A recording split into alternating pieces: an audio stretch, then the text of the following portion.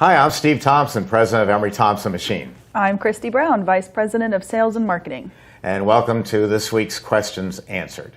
Would you like to start? Yeah, I can. Good. So a customer had asked, where should they do samples? I think that's a personal choice, and I say no, but a lot of people out there do. And then, among that same question that they asked is, I want to give, something very small out to my customers, where it's a pup cone or a kitty cone. I found these absolutely teeny tiny, cutest little cake cones ever. Wow, that is cute. Isn't that the cutest little thing? Anyways, 42. Probably holds, what, about an ounce?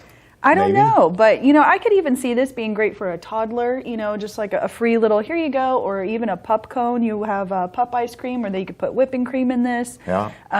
Anyways, this is made by Joy, which a lot of the ice cream makers out there are very well know them, and there's 42 of them that come in this little box. It comes with 2 sleeves just like this. So if you want to do little giveaways or little samples, or you want to, give something to the puppies, or even just, with an adult and they have a little toddler, or, give them one of these with a little tiny scoop of ice cream on top. I think that would be perfect. That's a great idea. It is. What a great find. Yeah, if you want to have the link for these, I got it off of Amazon. Just shoot me an email and I'll send you the link where to get them. Nice job. Yeah. Those are terrific. Mine is about alcohol. I was wondering if you can share, who can I contact about alcohol use? Well, that would be AA. But maybe that's not the question they're looking for. Probably not. That's probably not the answer. Alcohol in ice cream, it's come a long way. It used to be quite rare, and for a while there it was called alcohol infused. I still don't know what it means, infused. I do, but it doesn't make sense in ice cream. Yeah. But now it's called boozy ice cream. Yeah, and I like sounds that. Like fun. It does. Excuse me. Boozy ice cream sounds great. So a lot of more people are looking to do boozy ice cream in addition to their regular ice cream. This is controlled by your local state. Whether you're in New York or Arkansas or Florida or California, they determine what you can put into the ice cream. Now, I don't have this tremendous love of health inspectors. I think they do a great job, and don't send a team down to get rid of me just because I said that. But it can be difficult working with them, so you need to be prepared. If you want to find out about the rules and regulations in your state, be vague about it. Call them up, call up the state board of alcohol control, maybe it's alcohol, tobacco, firearms, and just ask general questions. I'm thinking of going into the ice cream business and making ice cream. Well, where are you located? And then, pick any town you want. What's your store name? Well, we haven't gotten that far. We're just in the thinking stage.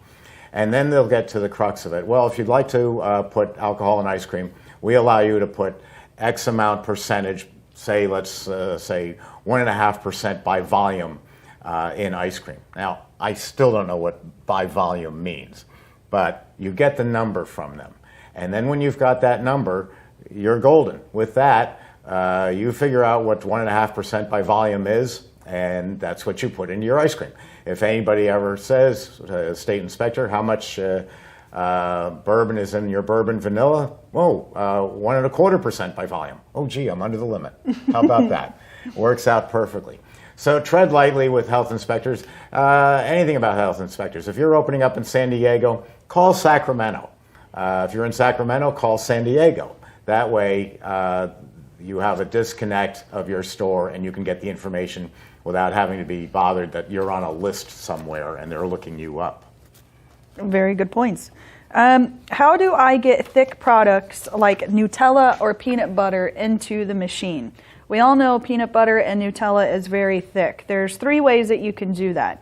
One is by putting this in the microwave and nuking it for a couple of seconds or so just to get it loosened up so you can pour it right into the machine. That's the easiest. You obviously don't want to make it hot because that's not good for the machine. If you do that, guys, be sure to take the foil liner off before you because go. Because it's metal. Yeah. I'm not going to be held responsible for you burning up your microwave. The other method is what Jeff does. He puts it into the dairy mix itself, scoops it out, and then he has himself that he converted a drill into a mixer. You can do that, or you can use a hand mixer. Or I have done it the very painful way of scooping it out and shoving it in the machine and, scraping it off in there. And that's just time consuming and a big mess. So those three are your choices, but I would prefer just sticking with the microwave. Good. Or putting it into a hot bath. With bubbles? Well, what about a rubber duck? Yeah, you got a hot water bath. I guess I should have said that. Yeah, hot water bath. All right. Thank you. Let's see. If I want to start an ice cream parlor, why should I choose a 12 quart over a 24 quart when the price is so similar? It is. The 24 and the 12 are about $2,000 difference. One machine is going to make you one full tub of ice cream or Italian ice if you get a tub. The 12 quart's going to make that in 8 minutes for ice cream, 18 minutes for Italian ice. The larger machine is going to make 2 of those tubs in 18 minutes for ices and 8 minutes for ice cream. So for $2,000 more on already a big investment in your store, you're going to double your production. You're going to make twice as much in 8 minutes as you would with the smaller machine. That's going to come out to a tremendous labor savings. It's not only just labor savings, it's going to be environmental impact. If it's a water-cooled machine, you're using half the water because it's half the time. If it's an air-cooled machine, you're not running your air conditioning just as long, much longer to make 2 batches of ice cream. So we always steer people towards the 24 quart. The 12 has its place. We put it into high-end restaurants around the world where the chef wants a full tub of flavor, but he doesn't want 2 tubs, and he wants to make it fresh. So it's a personal decision. When you call here, Christy and I are always going to listen carefully to what it is you're trying to do. We also will point blank ask you, what's your budget for this store? And we're going to work our hardest to bring your project in below what you thought it was going to cost. We'd rather plan your store with the bare minimum of equipment and let you grow into it, and as you make more money, enlarge the store, than to start off spending a fortune and then you have to struggle every month to meet that overhead. So give us a call, Christy at emerythompson.com, Steve at emerythompson.com. Very good. I was actually asked, can you ship me all of the stuff to make the Italian ice? I'm like, we're not a HelloFresh subscription. So what ingredients do I need to You're make? You're becoming a real New Yorker, you know? Yeah, I am. Gee, what do you think we are? HelloFresh? Come on. I know, right? I didn't actually say that to him, guys. Okay. What ingredients do you need to make Italian ice? You guys ready for this? Hear me out. Sugar, water, and fruit. I didn't have any fruit to show you, otherwise I would. You want to make a wine Italian ice or a sorbet? Sugar and wine and fruit. You want to make a juice, a pineapple? Sugar and fruit juice. It's that simple. Just those basic ingredients and you can make Italian ice. No need to have a subscription of being mailed to you all your products in one box. You can just go to Publix, Walmart, Kroger's, Cash and Carry, Costco. Now, is this secret recipe handed down from your great-great-grandmother from Genoa, Italy? Yeah, Genoa. Yeah. Is it Genoa or Genoa? I've never been there. I'd say Genoa. Okay. Me either. Yes. Okay. That's it for mine. That's the secret recipe.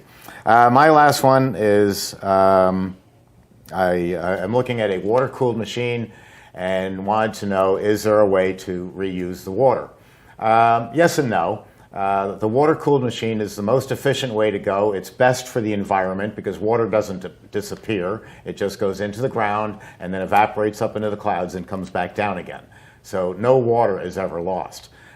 Just because they may have a shortage of water in South Africa, there isn't much you can do about it in New York or Florida to send it over there. So water-cooled is not bad for the environment. These machines are going to sip water. They're going to use very little to cool the engine or the compressor, and only while it's running. So when I'm running one of these machines and I turn off the switch to turn off the machine, no more water is going through it. And no more water will go through it until next Wednesday when I make ice cream again. 30 seconds. So that's really your best way to cool a machine. On the larger ones, it's water cooled. On the smaller ones, we go air cooled. And that's all the time we've got. Yep. We said we would do this in 10 minutes every week, and we just did it. Yep. Most of the time we do. Pretty Majority. Not bad. No. So thanks for listening. We'll see you next week. Bye, guys. Bye.